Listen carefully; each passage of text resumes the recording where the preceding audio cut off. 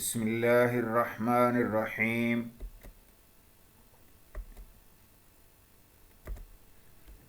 عزیز طلباء و طالبات، آج کا لیکچر ادبی اصطلاحات تشبیہ۔ تشبیہ علم بیان کا اہم ترین ستون یا جزو ہے۔ لیکچر اردو 11ویں جماعت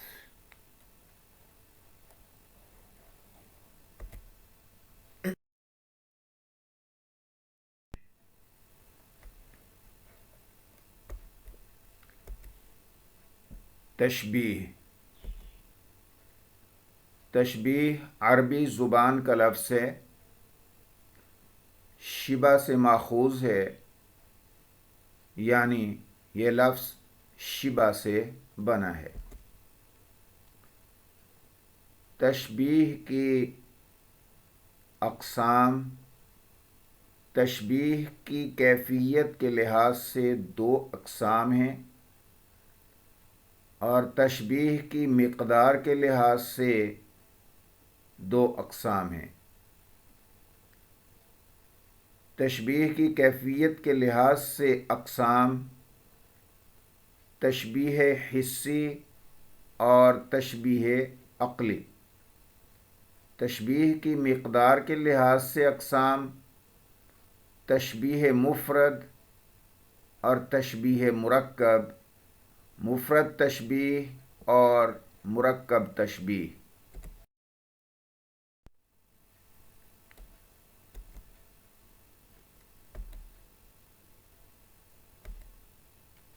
تشبیہ کی دو اور اقسام ہیں: تشبیہ قریب اور تشبیہ بعید۔ تشبیہ کی دو اور اقسام ان کے علاوہ تشبیہ مفصل اور تشبیہ مجمل۔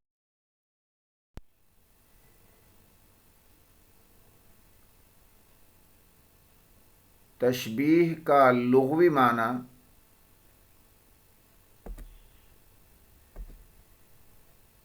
تشبیہ کا لفظ شبہ سے بنا ہے یا ماخوذ ہے، اس کا لفظی معنی مشابہت دینا ہے، یعنی مانند قرار دینا، مثل قرار دینا یا مماثل قرار دینا۔ تشبیہ کی اصطلاحی تعریف: کسی مشترک خوبی کی بنا پر ایک چیز کو دوسری چیز کی مانند قرار دینے کو تشبیہ کہتے ہیں۔ جس چیز سے تشبیہ دی جائے اس میں وہ خوبی کامل درجے میں پائی جائے۔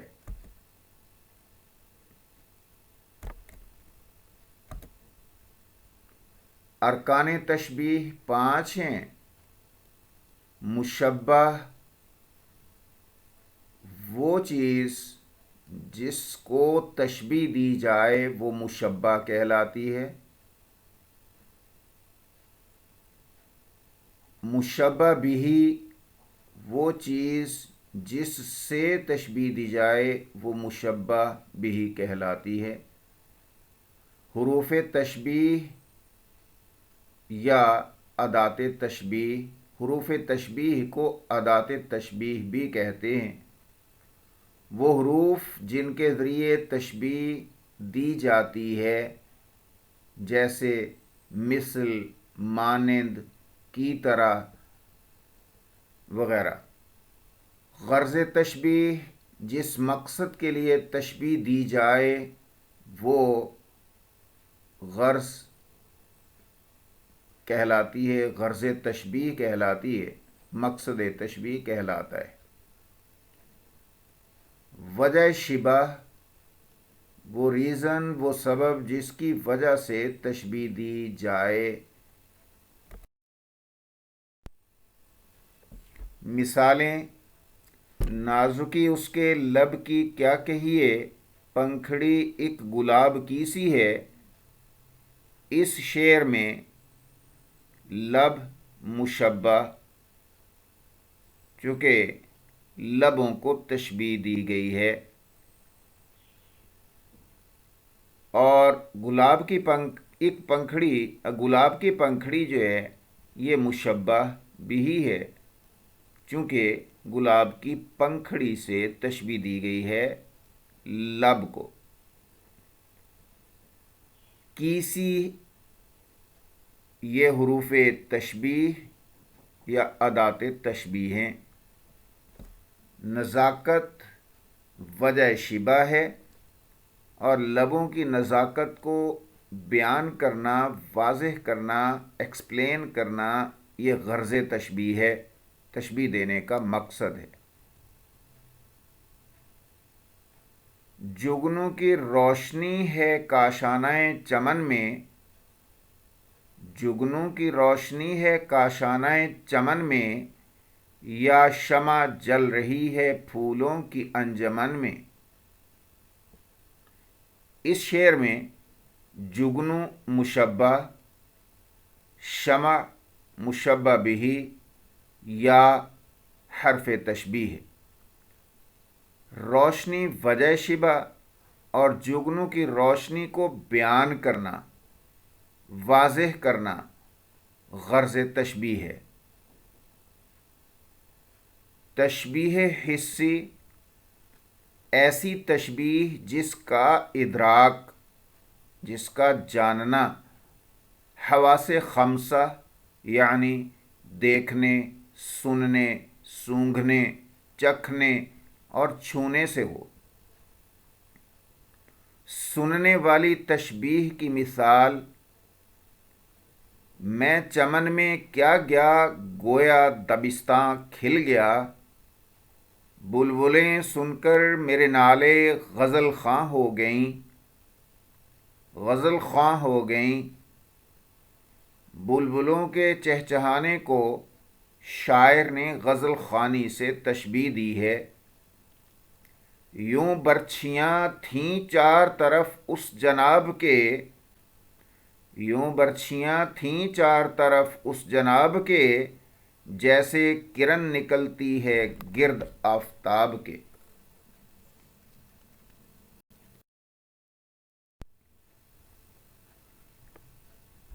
ये तशबीह देखने से ताल्लुक़ रखती है, यानी बर्छियाँ और आफ़ताब देखने की चीज़ें हैं, देखने की अशिया हैं। तशबीह अक़ली, तशबीह अक़ली वो है जिसका इदराक ज़ाहिरी हवास के बजाय विजदान और तख़य्युल पर मबनी हो। विजदान इंसान के अंदर की आवाज़, दिल की आवाज़, और तख़य्युल ख़याल, तसव्वुर। मसलन शोले से न होती हवस शोले ने जो की, जी किस कदर अफसुर्दगी दिल पे जला है। अफसुर्दगी और जी का जलना दोनों अक़ली हैं, यानी अक़ल से दिल की अफसुर्दगी और जी के जलने का इदराक, जानना मुमकिन है। मिक़दार के लिहाज से तशबीह की दो अक़साम हैं, मुफ़रद तशबीह और मुरक्कब तशबीह।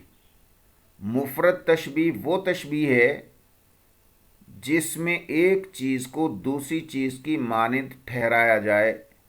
मसलन गुल को खूबसूरत चेहरे के ममासिल ठहराना, या चेहरे की ताबनाकी को आफ़ताब से ज़ाहिर करना।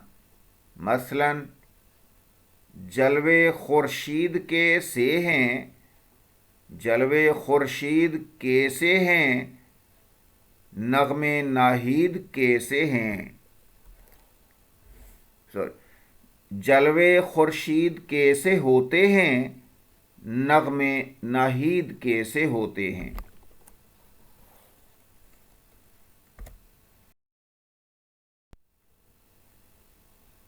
مرکب تشبیہ، اس سے مراد وہ تشبیہ ہے جس میں چند اشعار کی ترکیب سے جو مجموعی شکل بنتی ہے اسے کسی دوسری مجموعی شکل سے تشبیہ دینا مرکب تشبیہ کہلاتا ہے۔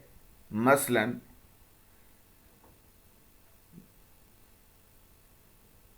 نفس کی آمد و اشہد ہے نماز اہل حیات، نفس کی آمد و اشہد ہے نماز اہل حیات، جو یہ قضا ہو تو اے غافلو قضا سمجھو۔ اس شعر میں سانس کی رفتار کو نماز کی مجموعی حالت سے تشبیہ دی گئی ہے۔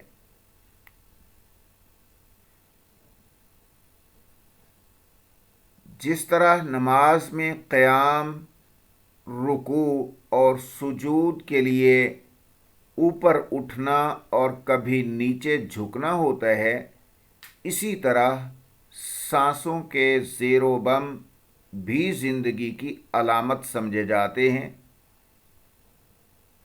اس کے علاوہ تشبیہ کی دو اور اقسام ہیں، تشبیہ قریب اور تشبیہ بعید۔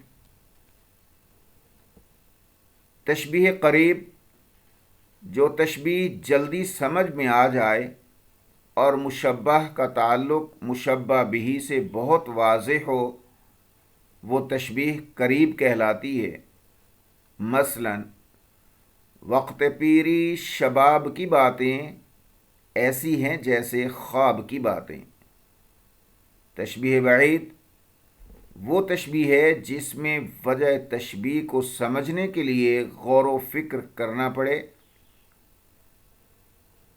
اسے تشبیہ بعید یا تشبیہ غریب بھی کہتے ہیں۔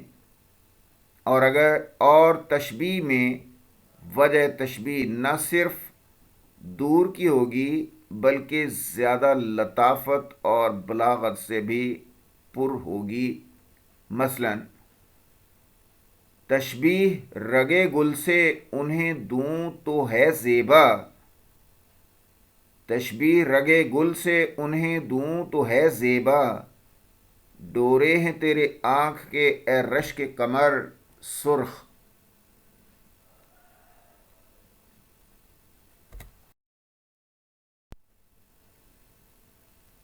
یہاں آنکھوں کے ڈوروں کو رگے گل سے تشبیہ دی گئی ہے اور ان ڈوروں کی وجہ سے خوبصورتی، باریکی اور سرخی ہے۔ اس شعر سے محبوب کے نشے میں ہونے کا پتہ چلتا ہے۔ اس کے علاوہ تشبیہ کی دو اور اقسام مزید، تشبیہ مفصل اور تشبیہ مجمل۔